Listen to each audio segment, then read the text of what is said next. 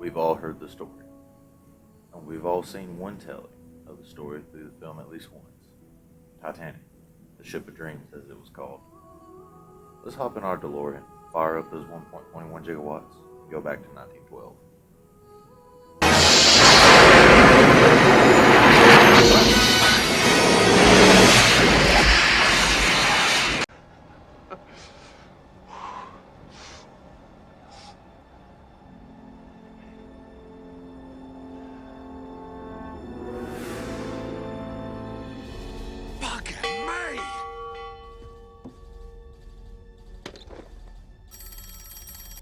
Pick up, you bastards! Is there anyone there? Yes, what do you see? Iceberg, right ahead! Thank you. Iceberg, right ahead! On the starboard! Starboard!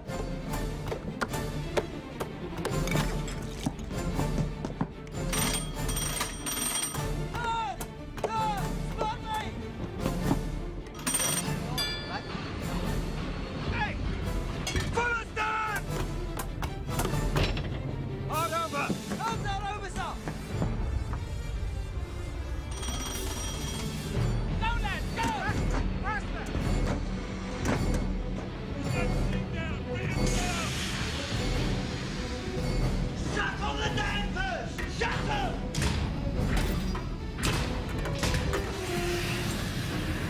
Hold it! Hold it! Now! Engage the reversing engine! Up!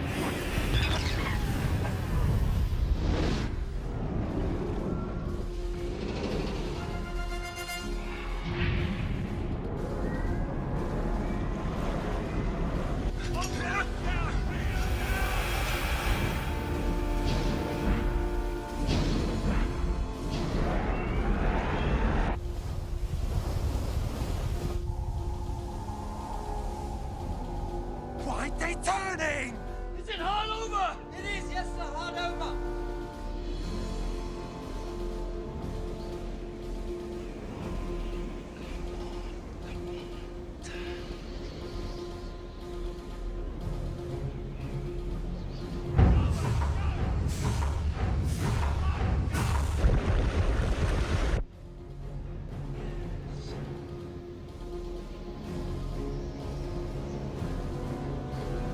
It's gonna hit!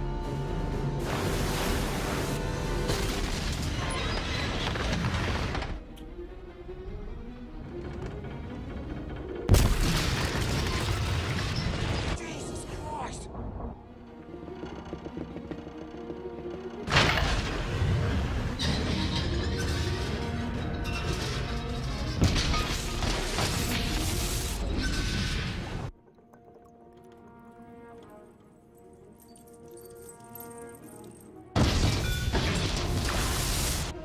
Jesus.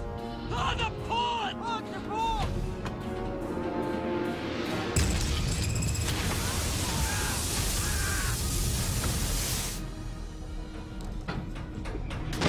Get back!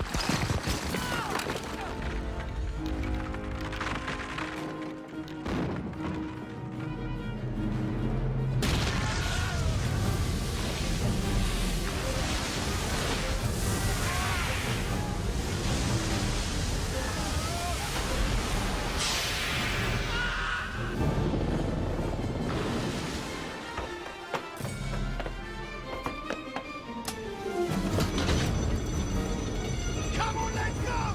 Get out the door! They're closing the doors! Get out!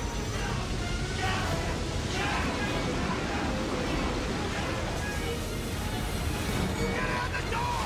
Go! Go! Come on, lads! Go, lads! Go!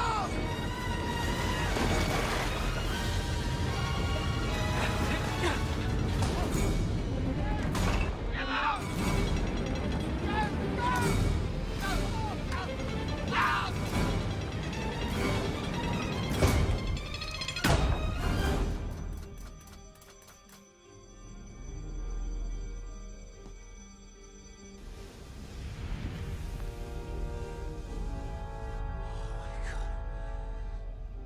That was close shave, wasn't it?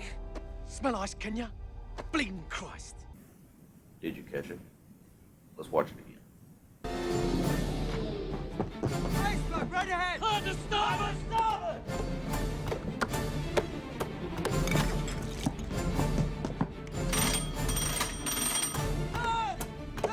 Spot me! Hey!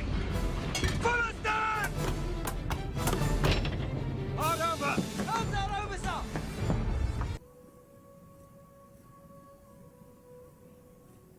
Did you catch it this time? The helmsman turns the wheel to port, where Officer Murdoch clearly says starboard. Why would the helmsman do that? Is he hard of hearing? Does he not know his left from his right? Or is there a much simpler and at the same time complicated explanation?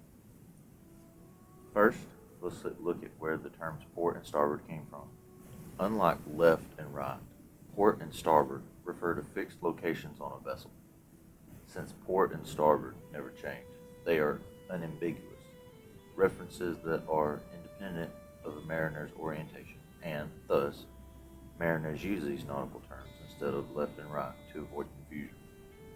When looking forward towards the bow of a ship, port and starboard refer to the left and right angles, respectively. In the early days of boating and sailing, before ships had rudders on their center lines, boats were controlled using a steering oar. Most sailors were right-handed, so the steering oar was placed over or through the right side of the stern. Sailors began calling the right side the steering side, which soon became starboard by combining two Old English words, steer, meaning steer, and board, meaning the side of a boat. As the sizes of boats grew, so did the steering oar, making it much easier to tie a boat up to a dock on the side opposite the oar. This side became known as larboard, or the loading side. Over time, larboard, too easily confused with starboard, was replaced with port. After all, this was the side that faced the port, allowing supplies to be ported aboard by porters. So why did the helmsman clearly turn the Titanic's wheel to port? Ever steer something with rear wheel steering, like a forklift perhaps? Ever push rather than pull a hand truck, or push a shopping cart backwards? Ships with their rudders steer much the same way. Ships do not steer by turning their bows in the direction of the intended movement. They steer by kicking their stern out the opposite direction of the intended movement, thus pivoting the bow in the direction they want to go. This is why in the film you hear Murdoch state, "I put her hard to starboard and rammed the engines full astern, but it was too close. I tried to port around, but she hit." As Titanic initially started to turn to port, her stern would have moved out to starboard. By trying to, quote, port around it, Murdoch was attempting to kick the stern back the other way to clear the berg, moving along the starboard side. Most people, however, when they talk about the steering the ship the wrong way, they talk about how the order was hard to starboard, yet we see Hitchens, the quartermaster, the helmsman, turn the wheel to port rather than starboard, and the ship starts turning to port, not starboard. This is actually shown correctly, and the, quote, mistake is in the people's thinking it was a mistake based upon their own misunderstanding. Until the mid-1930s, Titanic sank in 1912, orders to helm were given as tiller orders. On a tiller-steered ship, pushing the tiller to starboard turned the rudder to port, and thus steered the ship to port.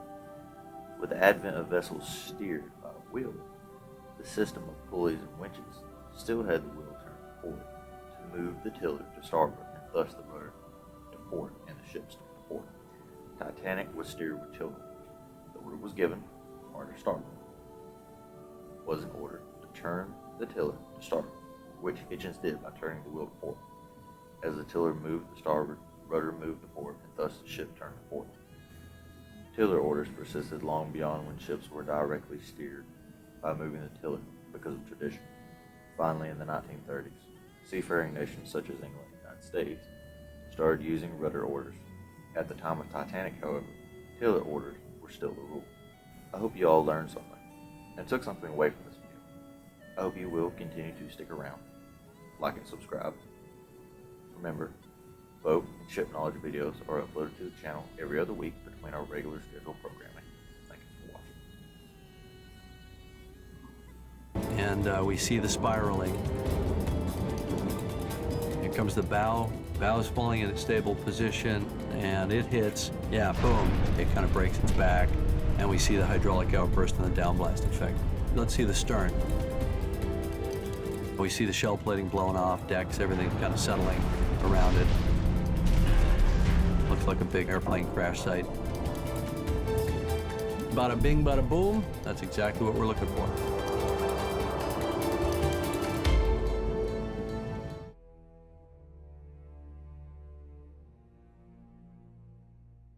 Okay, here we go. She hits the berg on the starboard side, right? She kind of bumps along, punching holes like Morse code, dit, dit, dit, along the side below the water line. Then the forward compartments start to flood. Now, as the water level rises, it spills over the watertight bulkheads, which unfortunately don't go any higher than E deck. So now as the bow goes down, the stern rises up. Slow at first and faster until finally she's got her whole ass is sticking up in the air. And that's a big ass. We're talking 20, 30,000 tons, okay? And the hull's not designed to deal with that pressure. So what happens? She splits right down to the keel, and the stern falls back level. Then as the bow sinks, it pulls the stern vertical and then finally detaches. Now the stern section just kind of bobs there like a cork for a couple of minutes, floods, and finally goes under about 2:20 a.m., 2 hours and 40 minutes after the collision. The bow section planes away, landing about a half a mile away, going 20, 30 knots when it hits the ocean floor. Pretty cool, huh?